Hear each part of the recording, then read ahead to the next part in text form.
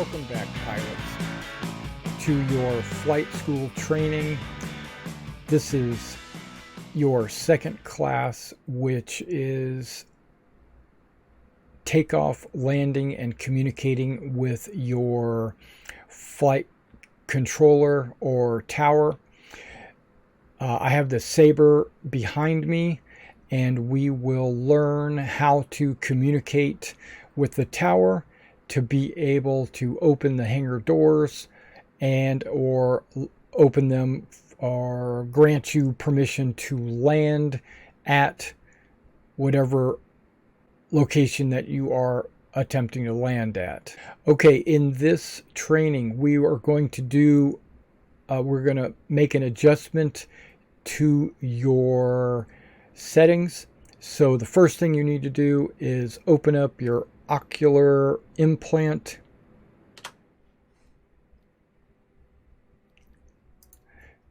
Go to your personal settings. Go to game settings and scroll down until you find something called proximity assist. It should be under flight proximity assist. You want to make sure you turn that to off or no. Proximity assist is part of your flight control system that when it is on, when you get close to a surface like a landing pad or a planet, it will adjust your flight. You will lose control. It will take over to try to prevent you from crashing or prevent you from harming your Sabre. If you feel comfortable using your proximity assist, feel free to leave it turned on. On your free time, I would experiment with it turned on and turned off so that when you go to take off or land on a planet, you will experience the differences. My recommendation to you and the way we will be learning this will be with it turned off, so you will have 100% control over your vessel and you will not be impeded by your flight control system. All right, now let's go ahead and jump into our Sabre and learn these techniques. We are in the cockpit at this time. We're going to go ahead and get flight ready while the ship is starting to power up, shields raising.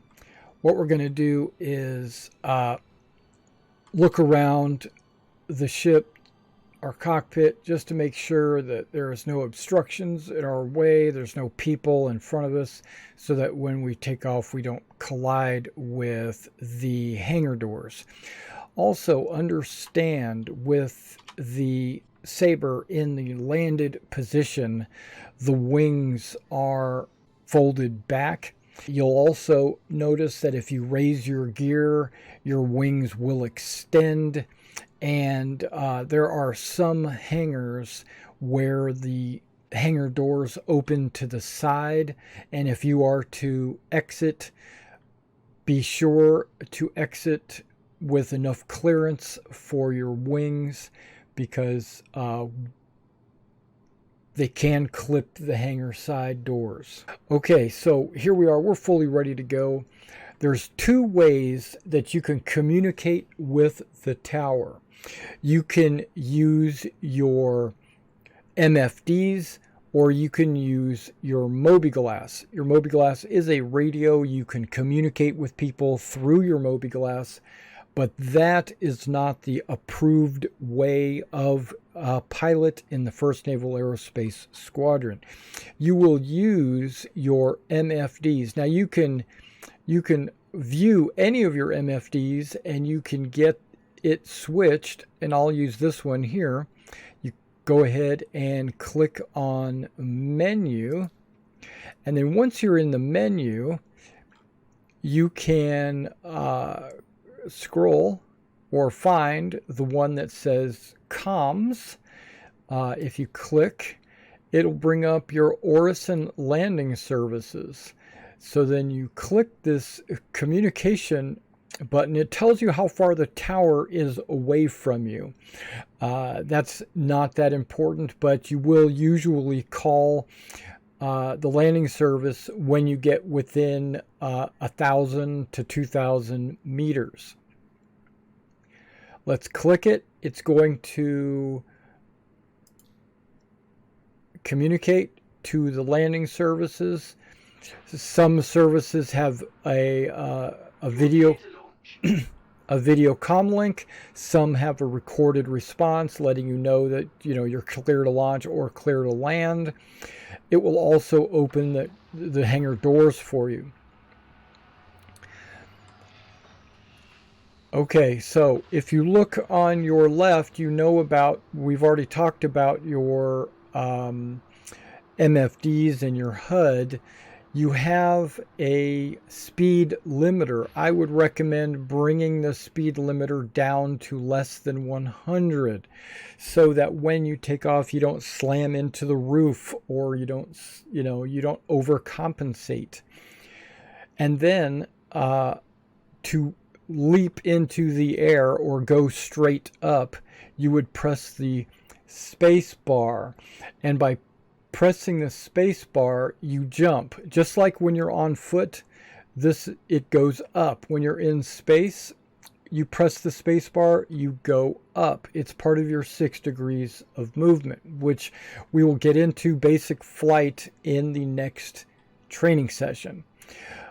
Okay, and going down, you would press the control button, just like crouching. So you crouch with and control, you go down.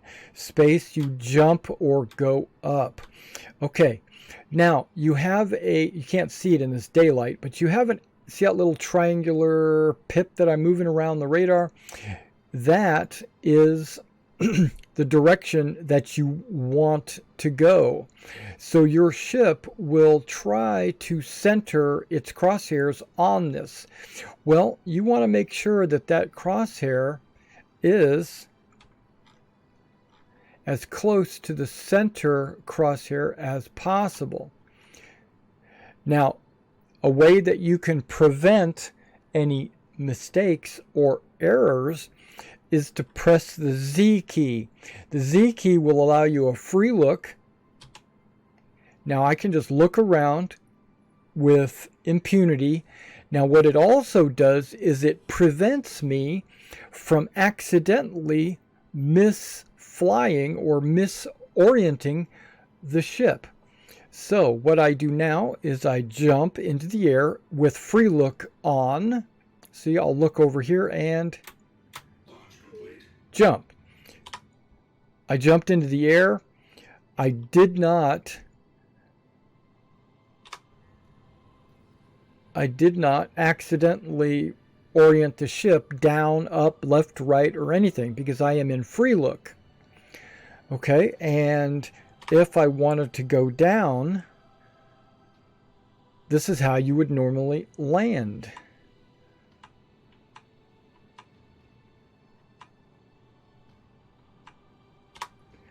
Okay, so we're going to go up with space.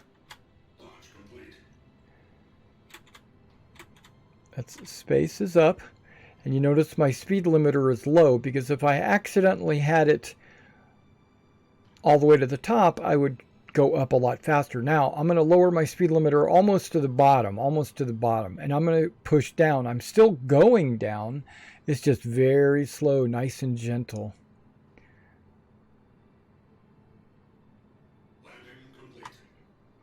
Perfect. And then if I wanted to take off, I could hold it and it goes up very gentle. All right, let's exit this hangar bay. I'm going forward very slowly. I got free look on. And we press N for our landing gear and wing deployment. There you go. Now I can roll the wheel up just slightly and it'll speed my process up. And I should be perfectly horizontal. There should be no mistakes because I'm in free look mode.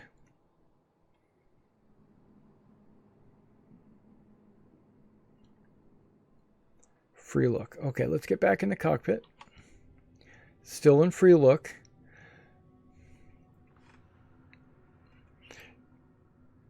Pressing Z gets me out of free look. So now when I move that triangle, the ship tries to orient with that triangle. So let's go ahead and just fly out a little ways.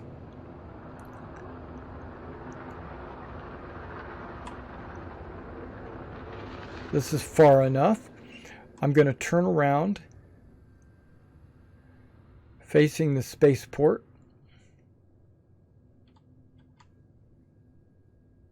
Or whatever landing zone you're approaching. And then we will, instead of using our MFD to call the landing zone, what I'm going to do is use my Mobiglass as an alternative. So we open up our Mobiglass. We go down here to where it says your comm link. Okay, now you would look at friends because the landing zone is part of your friends list, or it's in landing service. You click this right here. It calls them.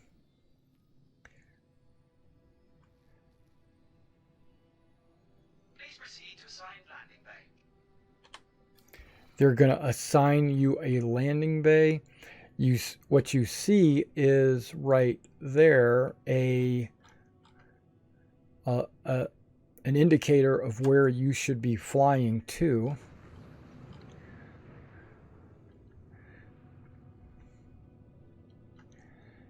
Now, when I come in and land, a lot of times I will use cruise and use my speed limiter to decide, my velocity that I should be flying in at. But I think under 100, around 75 is a good speed to be coming in. I'm going to lower my gear by pressing N. You'll notice your gear flashes, and when it's fully lit, it is completely down. Plus, you'll have your bitching Betty give you an indicator of when or what the statuses of your landing gear. Now, I'm going to turn cruise off just because I want to have full control. But you notice my speed limiter is pretty low because there's no need to come flying in here at any crazy speed and damaging my Saber.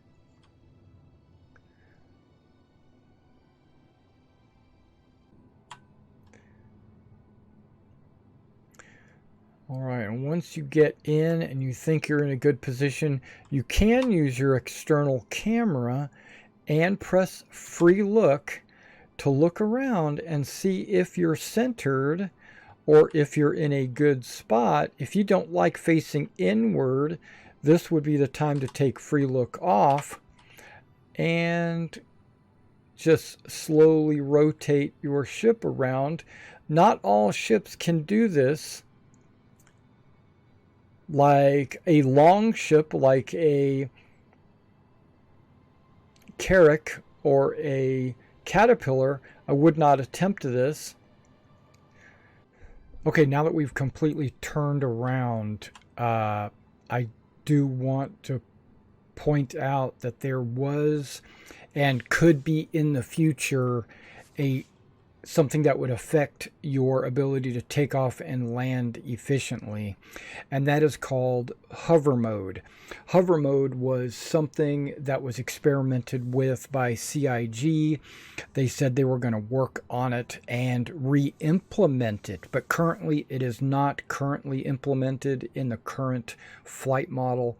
But I would like to touch on this subject so that when it is reintroduced, or if it is never reintroduced, it's no problem. But if it is reintroduced, you need to know the impact it might have on your ability to take off and land.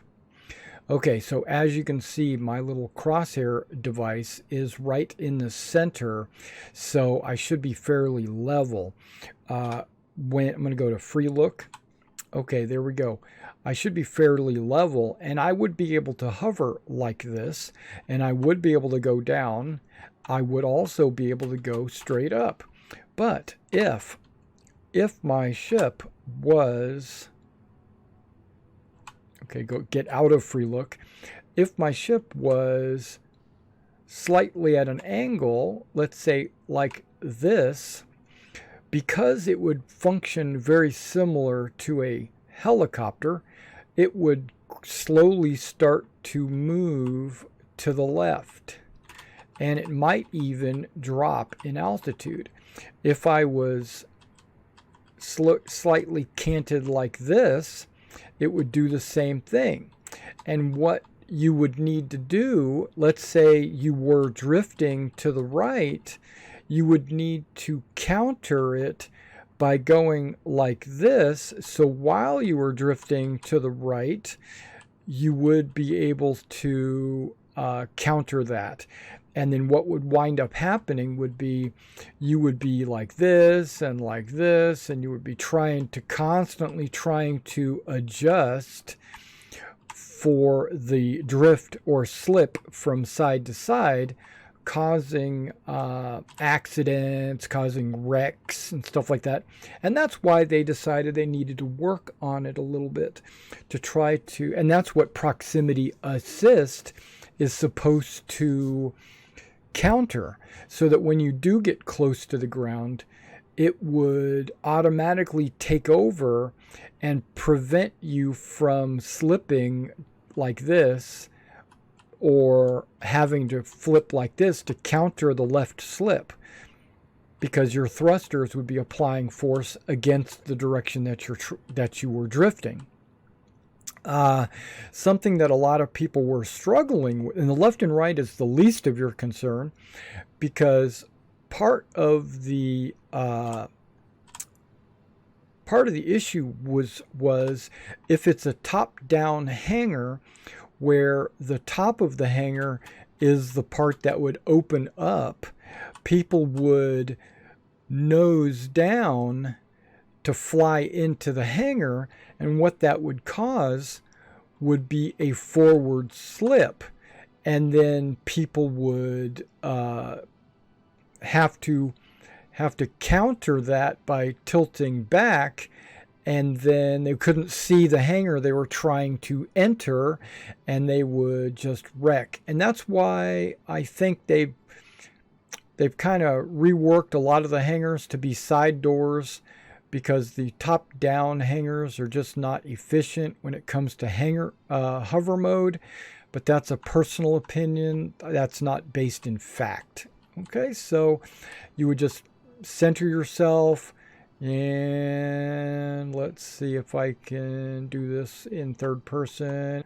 All right, and you would